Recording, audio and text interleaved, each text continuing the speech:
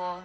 Kasi nung lumalaki na siya, nakikita ko, di ba meron namang, dalawa kasi ang parents, di ba? Merong kang anak na katulad mo, merong anak na hindi. Kami kung tutuusin, para kaming polar opposites. Yung magkaiba kami, pero nabubuo kami ng love namin for each other. And there are a lot of things na she and her papa are very much alike. Pero anak ko to eh. Anak ko si Case. Balik-balik na rin mo ng mundo, isa lang ang nanay mo. At siya lang ang panganay ko. Siya ang unang-una nagparamdam sa akin ng pagiging ina. So kahit anong mangyari, mamahalin at mamahalin ko siya. Mahal na mahal ko si Case. Yes. Tsaka gusto ko lang maalala niya lahat ng sacrifices ko din. Kasi she grew up nga, I had to work. Kasi ayoko maging sampid sa parents ko. At ayokong maging example sa kanya na aasa ka. Kailangan, that's why she knows how to work. She's a hard worker. And I'm proud of that.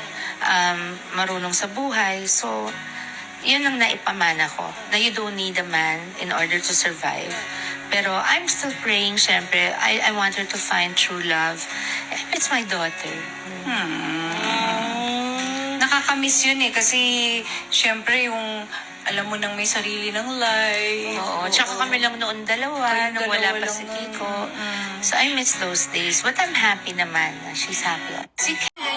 Do you know how scary it is to sing with mom? No? It's really scary How scary?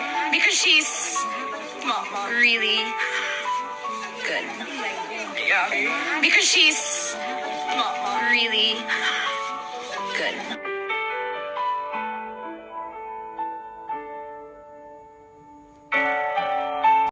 Casey at kay Camille, kay Miguel, hindi ako nagkulang sa pagmamahal. Paalala. Kay Casey, nagkulang ako malamang sa oras. Kasi I had to be both mom and dad.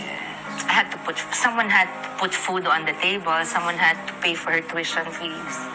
I didn't wanna depend sa parents ko. I told my dad, kasi he said, pag di ka umuwi, wala kang ama. And I said, Daddy, if I don't do this now, I will never learn. Ano po ituturo ko sa apo niyo? So Casey, at a very young age, learned to also, I would always tell her, you don't need a man to have a good life. You just work.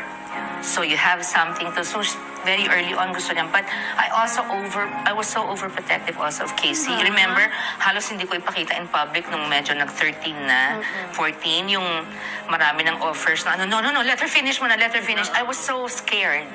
Kasi anak namin siya ni Gabby. Iba kayong anak namin ni Kiko. Kasi siya and Gabby was a love team, di ba? So, ayokong magulo yung buhay ng anak ko. Dahil baka pag